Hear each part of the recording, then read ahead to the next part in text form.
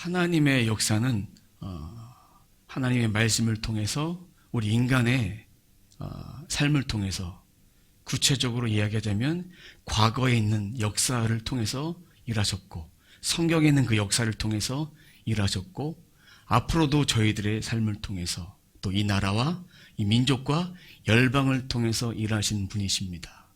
지난 한 주간의 삶을 통해서도 하나님은 우리의 삶 가운데 그렇게 역사를 하셨고 2022년도에도 역사하셨고 2023년도에도 역사하실 것입니다. 하나님의 뜻대로 이루기 위해서 인간의 계획이 때로는 잘 되지 않을 때가 있습니다. 그것은 하나님께 맞추어가며 살기 원하는 하나님 아버지 마음이 담겨져 있습니다. 그래서 모든 영혼이 하나님께 돌아와 하나님의 말씀을 통해서 살아가기를 원하시는 것이 하나님의 뜻입니다. 매일매일 우리는 삶의 자리에서 우리를 하나님께서 부르고 계십니다. 나의 자녀라, 나의 자녀라, 너는 내 아들이라, 너는 내 딸이라 말씀해 주고 계십니다. 그러면 우리의 삶을 통해서 우리의 육신, 우리의 영혼육 모든 것을 주장하셔서 하나님은 하나님의 뜻대로 계속해서 경영하시고 인도하실 것입니다. 오늘은 2023년도 드리는 첫 예배입니다. 우리가 해야 될 일도 있고요. 앞으로 여러 가지 해결해야 될 문제들도 있습니다. 예수를 믿는다고 모든 문제가 다 무사 통과로 하이패스처럼 넘어가는 것이 아닙니다. 우리의 삶에 겪어야 되고 대가를 지불해야 되고 그리고 우리가 하나님의 뜻에 맞춰서 이렇게 좀 겸손히 살아가야 될 그런 모습들이 있습니다. 그리고 안 되는 일도 있고 되는 일도 있고 더 잘 되는 일도 있고 여러 가지 일들이 있지만 우리가 모든 것이 하나님의 주권이 있지만 2023년도를 어떻게 살아갈 것인가 계획을 하고 준비를 하셨을 것입니다. 계획했다 할지라도 다 이루어지지 않는다. 그런 전제가 아니라 하나님께서 이 모든 것들을 이끌어 가신다라는 그런 전제를 가지고 우리는 2023년도를 살아가야 합니다. 하나님이 이루시는데 우리가 계획 없이 살아갈 수 없습니다. 모든 것이 하나님 주권 안에 있기 때문에 계획은 세우지만 하나님의 뜻대로 맞춰 가서 응답이 되면 하나님 감사합니다. 응답이 되지 않으면 그것도 감사합니다라는 믿음의 고백을 우리가 드려야 합니다. 모든 것은 하나님의 주권 아래 있어요. 우리 모든 삶이. 두 가지의 종류의 사람이 있습니다. 첫 번째는 하나님의 절대 주권을 인정하는 삶. 또 한 가지는 하나님의 절대 주권이 있을까라고 생각하면서 자기 주도적으로 살아가는 사람들이 있습니다. 두 삶은 완전히 다릅니다. 하나님의 말씀과 기도로 붙들려서 준비한 사람은 내 플랜을 짜지 않습니다. 내 계획을 짜지 않습니다. 자기 경영을 하지 않습니다. 그럼 첫 번째로 하나님의 절대 주권을 인정하는 사람은 말씀을 붙들고 기도하며 인생을 준비합니다. 2023년도를 어떻게 살 것인가에 대해서 준비를 합니다. 똑같은 삶이지만 하나님은 매일매일 순간순간마다 우리가 하나님 뜻에 맞춰서 살아가기를 원하시고 그 뜻대로 조정하신다는 것입니다.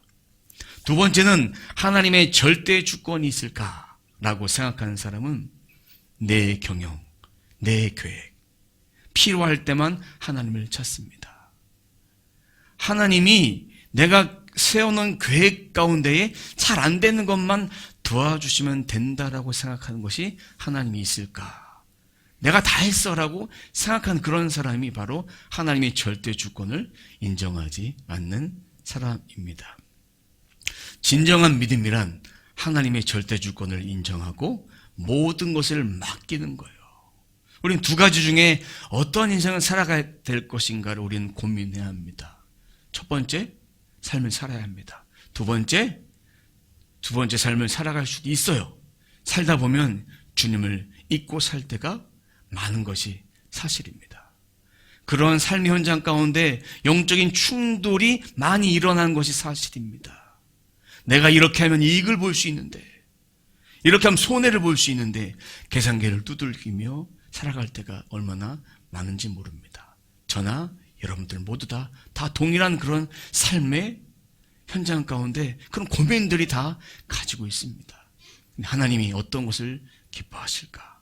또한 그 삶 가운데 혹여나 두 번째를 선택했을 때 하나님의 절대 주권이 계실까? 근데 내 마음 가운데 끌리는 대로 살아가다가 또 실패하고 넘어져도 우리는 오뚜기같이 일어날 수 있는 그 믿음, 주님이 항상 손을 내밀어 붙잡아 주고 계시기 때문에 그렇게 일어날 수 있습니다. 그러나 두 번째로 가서 계속해서 넘어진 인생이 아니라 두 번째에서 첫 번째로 하나님의 절대 주권을 인정하며 우리들의 삶을 개입하시는 것을 우리는 따라가야 합니다. 하나님은 바울을 선택하셨어요. 부르셨어요.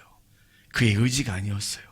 그가 하나님의 뜻에 맞춰 살아가도록 그렇게 준비하셨습니다.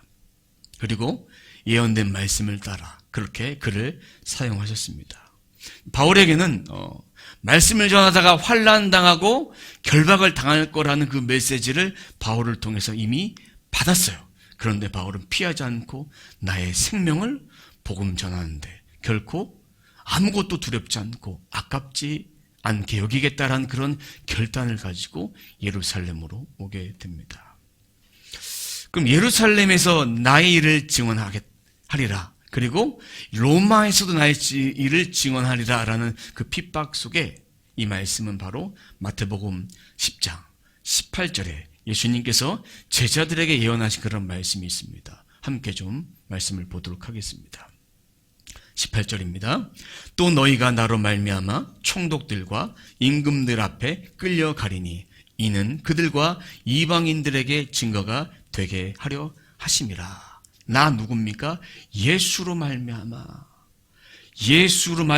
그 고난을 받고 제자들도 고난받고 십자가의 길을 나를 따르는 쫓는 사람들에게 그 고난이 있을 것인데 총독과 임금들 앞에 바울이 그 길을 하나님의 뜻에 의해서 끌려가리니 이 끌려간다라는 말은 미래의 수동태 의미가 있습니다. 무슨 얘기냐? 자기 의지가 아니라 하나님의 전폭적인 인도하심을 따라 끌려갔는데 이 마음이 바울은 준비가 됐습니다. 도살장에 끌려가듯이 억지로 끌려갔다는 그런 의미가 아니라 내 의지 내려놓고 내 주권 내려놓고 하나님의 절대 주권을 인정하며 그렇게 걸어간 것입니다. 예수님이 가신 그 길을 똑같이 바울도 걸어가며 고난받고 핍박을 받았습니다. 그것이 행복이었습니다. 그것이 기쁨이었습니다. 그것이 소망이었습니다. 왜? 어떠한 상황 속에서도 감사할 수 있는 일체의 비결을 바울은 배웠기 때문입니다. 이것이 하나님의 절대 주권입니다. 오늘 본문은 총독 벨리스 앞에서 바울의 공판 과정이 나와 있는 것입니다. 그 중에서 변호사 더둘러가 왜 바울을 고발했는지에 대해서 오늘 본문은 말해주고 있고 그 부분만 말씀을 좀 보도록 하겠습니다. 1절 말씀 함께 보도록 하겠습니다.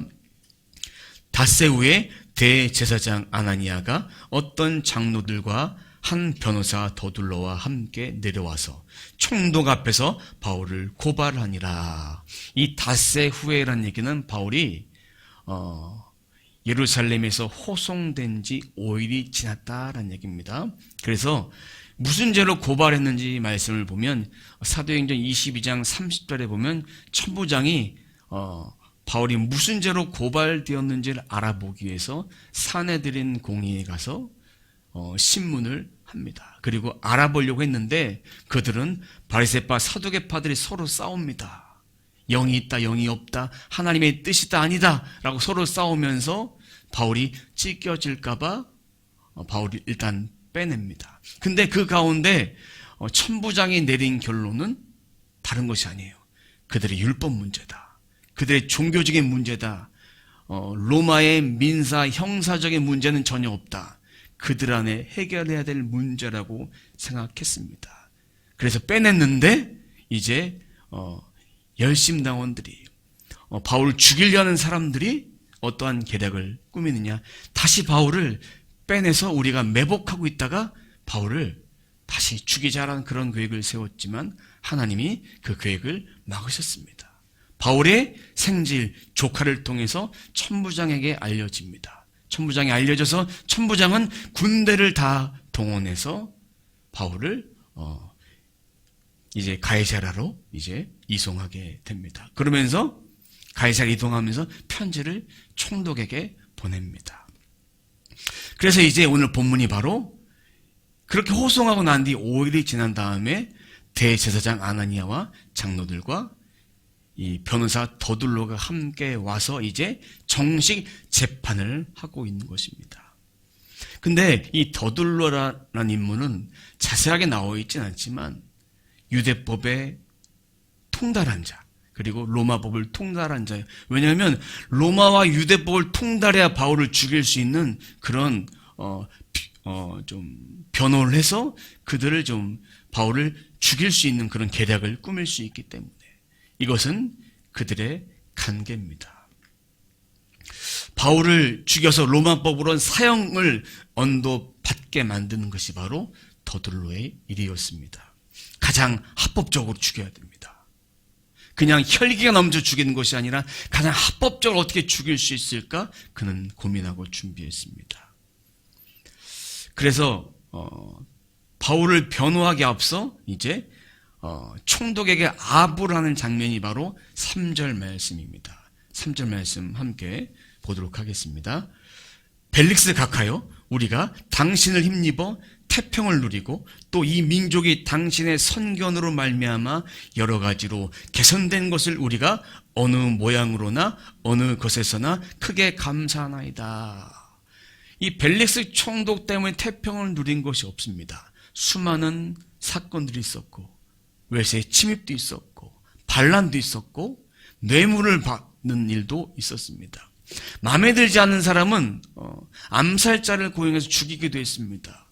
로마 정부에 잘 보이고 자신의 배를 채우는 바로 유대 종교 지도자들과 같은 그런 모습이에요. 자신의 배를 채우는 그런 모습이에요. 그리고 선견으로 여러 가지 개선된 개혁된 일이 있었을까? 없었어요. 탐욕이요. 자신만을 위해서.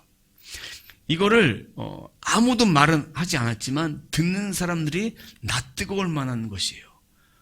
칭찬하고 높이고 찬양하고 아부했던 이유는 뭐냐면 바울을 이 맥락에서 합법적으로 죽이기 위한 그 전략적인 아부입니다. 총독이 그렇게 해왔기 때문에 당신이 해왔던 것을 이 바울이 망가뜨리고 있습니다라고 접근하는 것입니다. 눈에 보이는 위법 행위를 바울이 했다라는 것을 얘기하고자 하는 것입니다. 민사 형사적인 것을 집어넣기 위해서 그를 그렇게 이 총독의 일을 찬양했던 것입니다. 바울의 제목을 5절과 6절에 제가 한번 정리를 한번 해봤습니다. 한번 띄워주시죠. 첫 번째는 전염병 같은 자라고 되어 있습니다. 전염병 같은 자. 당시에 장티푸스, 콜레라, 흑사병. 오늘날로 말하면 예전에 신종플루, 코로나, 여러 가지 병들이 있습니다. 그런 병들은 유대인들에게나 로마인들에게 치명적인 악영향입니다. 해로운 자, 이 자를 살려두는 것 자체가 전염병을 퍼지게 하는 것과 똑같다라고 말했던 것입니다. 두 번째는 천하에 흩어진 유대인들을 다 소유한 자. 폭동 반란 일으킨 적이 없어요. 근데 폭동과 반란을 일으켜서 밀란을 조장하는 그런 자다. 그런 적이 한 번도 없습니다. 바울은 오직 예수 그리스도의 복음을 전하다가 회개하다가 우상 숭배자들 다 모든 거 다 태워버리고 그리고 스스로 극심한 극렬한 유대인들이 스스로 바울을 반대해서 그렇게 죽이려 했던 그런 것이지 밀란을 일으키고 그들을 반역행했던 것이 사도행전 말씀을 보면 한 번도 없습니다. 세 번째는 나사렛의 우두머리다. 이 문제를 가지고 종교적, 정치적 문제를 갖고 끌어들이는 거예요. 자칭 메시아다. 이 사실 그 자체가 반로마 사상을 외치면 로마를 대항하는 사람이다 라고 했던 것입니다. 그래서 유대인들을 선동해서 이제 로마를 반역하려 했던 것이다 라고 이야기하는 것입니다. 나사렛의 우두머리다라는 것입니다. 네 번째는 성전을 더럽힌 자다. 이 종교적인 문제입니다. 유대교에서는 성전을 더럽히면 사형이에요. 근데 로마의 사형권을 갖고 있기 때문에 로마의 인준을 받아야 됩니다. 종교의 자유가 있었지만 죽일 수 있는 것은 바로 로마의 인준이 필요했던 것입니다. 자, 그렇게 네 가지 일을 했던 이유는 이제 바울을 합법적으로 죽일 수 있다. 민사, 형사적, 그리고 종교적인 모든 문제 가운데에 범죄자라는 것을 얘기하고 싶었던 것입니다. 6절 끝에 보면 이렇게 가로가 되어 있습니다. 그래서 6절 하반절부터 8절 상반절은 없음 이렇게 되어 있습니다. 근데 제가 이 각주에 있는 것을 제가 한번 읽어보니까 이런 말이 있습니다. 어떤 사본에는 24장 6절 하반절부터 8장 상반절에 다음 내용이 더 있다. 함께 읽어보겠습니다. 그래서 우리는 율법대로 재판하려고 했으나 천부장 루시아가 와서 그를 강제로 빼앗아 갔나이다. 그리고 그를 고발하는 사람들에게 가깝게 가라고 명하였나이다. 자, 모든 계획은 천부장이 깼다. 우리는 율법대로 재판하려 했다. 하지만 가깝게 왔으니까 저희가 이렇게 와서 정식 고발 절차를 밟아서 이 바울이 어떠한 문제를 가졌는지 우리가 가깝게 이야기하는 것입니다. 바울은 죄인 중에 죄인입니다. 우리는 사실만 말합니다. 총독님께서 신문을 해보시면 아실 것입니다. 그러면서 함께 왔던 유대인들도 사실이라고 서로 주장을 하고 있습니다. 자, 그럼 변호사의 거짓 주장 네 가지죠. 근데 바울의 실제 사역과 비교해보면 전염병 같은 존재는 아니었어요. 예수님을 끝까지 땅끝까지 전했어요. 사도행전 1장 8절의 말씀을 그대로 순종했어요. 선교 여행을 통해서 말씀을 전했고 마지막에 로마까지 가서 내가 증거해야겠다는 그 사명 앞에 무릎 꿇지 않았습니다. 두 번째는 반란의 주동자다. 복음으로 사람을 세웠습니다. 죽어가는 영혼을 살린 바울의 사역이었습니다. 세 번째는 나사렛의 우두머리 아닙니다. 그는 종이에요. 죄인 중에 괴수로서 오직 예수 그리스도만 드러내는 자, 자신이 아무리 배운 것이 많아도 자신의 것을 드러내지 않고 오직 예수님만 전했습니다. 네 번째는 성전을 더럽혔던 자 아닙니다. 예수님 분명히 복음서에 말씀하셨습니다. 이 성전을 헐라 내가 3일 만에 세우리라. 성전된 예수 그리스도의 말씀. 그들은 유대인들은 어땠습니까? 할례, 몸의 할례만 주장했고 율법을 지키는 것에만 했지만 율법은 지키는 것이 아니라 순종하는 것이고 몸의 할례는 받는 것이 아니라 마음의 할례를 통해서 성령의 충만함을 받는 것인데 그 예수님을 통해서 그들 가운데 오직 예수님만 전해서 육신적 할례가 아니라 이면적 할례가 얼마나 중요한지 내 안에 거룩한 성전을 세우는 것이 얼마나 중요한지를 바울은 전했던 것입니다. 이렇게 바울을 고발한 네 가지 항목은 누워서 침 뱉는 거예요. 남을 더 욕하는 거예요. 종교 지도자들이 바로 전염병 같은 존재였고 반란을 주동하는 자였고 왜냐하면 그들을 주동해서 바울을 죽이려 했고 예수님도 동일하게 그렇게 죽였고 그리고 우두머리를 뛰어넘는 스스로 왕이었습니다. 군림하는 자였습니다. 자신은 율법을 지키지 않으면서 남들에게 율법을 지켜라. 지키지 않을 때 정죄하고 핍박하고 또 죄인으로 취급했습니다. 이들의 모습을 보면서 생각나는 말씀이 있었습니다. 자기 눈 속에 있는 들보를 보지도 못하고 다른 사람 눈에 있는 티를 보는 사람. 이런 말씀이 생각났습니다. 티는요, 눈 속에 들어갈 수 있는 나무 조각이에요. 왕개. 티 한번 보여주시겠어요? 티. 티가 이런 존재입니다. 보이지 않습니다. 조금해서 먼지처럼 우리 눈에 바람이 불어서 먼지가 들어가면 눈이 따갑지만 실상 빼보면 너무나 작은 거예요. 그 티예요. 근데 유대인들은 이 티를요, 율법 가운데 작고 사소한 것이에요. 작고 사소한 것. 율법을 티라고 했어요. 사소한 거예요. 예수님이 오시기 전에 그냥 몽학 선생인 것 뿐이에요. 율법은. 가시 작은 알갱이요. 들보 뭐냐면 건물에 받치는 기둥, 석가래 같은 큰 목재입니다. 들보 한번 보여주세요. 들보 이렇게 큰 거예요. 건물을 지을 때 어떠냐? 다음 슬라이드 보여주세요. 다음 거. 네. 건물을 지을 때 이렇게 옆에 짓게 되는 이런 석가래 같은 큰 목재. 그러니까 가장 중요하고 뼈대를 이루는 건 큰 율법이에요. 그들은 지키지 않았어요. 큰 율법이 뭡니까? 하나님 사랑, 이웃 사랑에 대해서 그들은 지키지 않았던 거예요. 종교 지도자들의 모습을 보여주고 있는 것입니다. 다른 사람들은 작고 사소한 유전을 어기면 정죄했어요. 자신의 삶에 바라보지 못하는 그런 죄악된 모습이 여기에 담겨져 있습니다. 예수님이 우리에게 원하시는 삶이 무엇일까? 여러분 생각해 보십시오. 예수님과 동행하는 삶은 외식하는 삶, 거짓을 드러낸 삶이 아니에요. 나는 잘났고 너는 못났다. 나는 의인이고 너는 죄인이다라는 그런 모습이 아닙니다. 나는 완전하고 깨끗하지만 너는 아직도 덜 됐어 라고 말하는 것이 아닙니다. 우리 모두에게는 예수님의 십자가 보혈이 필요합니다.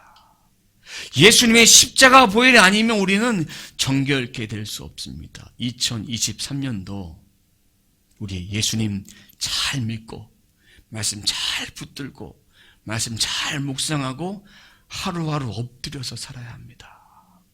예수님 잘 믿으라는 소리가 쉬운 말 아닙니다. 예수 잘 믿기가 매일매일 살아보십시오. 예수 잘 믿기가 얼마나 어려운지. 여러 가지 시험이 다가오고 있습니다. 2023년도에도 우리가 넘어야 될 산이 있고 우리가 돌파해야 될 문제가 있고 상황이 있습니다. 그 문제를 어떻게 돌파할 것인가? 예수 잘 믿는 방법밖에 없습니다. 예수 잘 믿어서 우리들에게 주신 그 힘을 가지고 살아갈 수밖에 없습니다. 지혜는 어디서 올까요? 지혜의 근본 대신 하나님의 말씀으로부터 그 말씀을 묵상할 때 지혜가 오고 그 말씀 묵상을 통해서 또 기도할 때 하나님께서 우리들에게 지혜도 주시고 하나님의 음성을 들려주시고 그것을 통해서 붙들고 살아갈 수밖에 없습니다.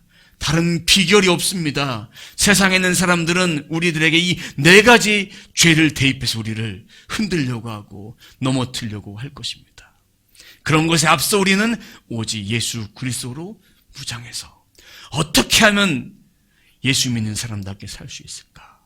어떻게 하면 종교 지도자들처럼 이렇게 네 가지 항목에 흔들려서 살지 않을 것인가? 우리는 우리 자신을 영적으로 무장해야 합니다. 2023년도에는 말씀과 기도로 길을 걷는 사람들이라는 주제로 한 해를 시작해 보려고 합니다. 그래서 우리 모두의 삶이 이 말씀, 예수님, 기도, 예수님이 주신 그 말씀을 쫓아 고백하는 것. 정시에 드리는, 정해놓고 드리는 기도도 우리는 해야 합니다. 뿐만 아니라 우리 삶 속에서 주님과 호흡하면서 주님과 대화하면서 찬양을 높이며 이런 기도 올려드려야 합니다. 삶 가운데 찬송을 끊이지 않았으면 좋겠습니다. 이 찬송이란 우리가 그냥 가사 있는 노래를 부르는 것이 아니라 하나님을 높이는 것이 찬송입니다. 높이십시오. 주님 감사합니다. 주님 영광 받아 주옵소서. 이렇게 높이는 것이 찬송입니다. 그것이 기도입니다. 우리가 두 날개를 잊지 말아야 됩니다. 말씀과 기도의 날개. 이것이 예배를 통해서 2023년도가 그렇게 회복되는 우리 모두가 되어야 합니다. 말씀과 기도로 길을 걷는 사람들 우리가 그런 공동체 되길 주님의 이름으로 축원합니다.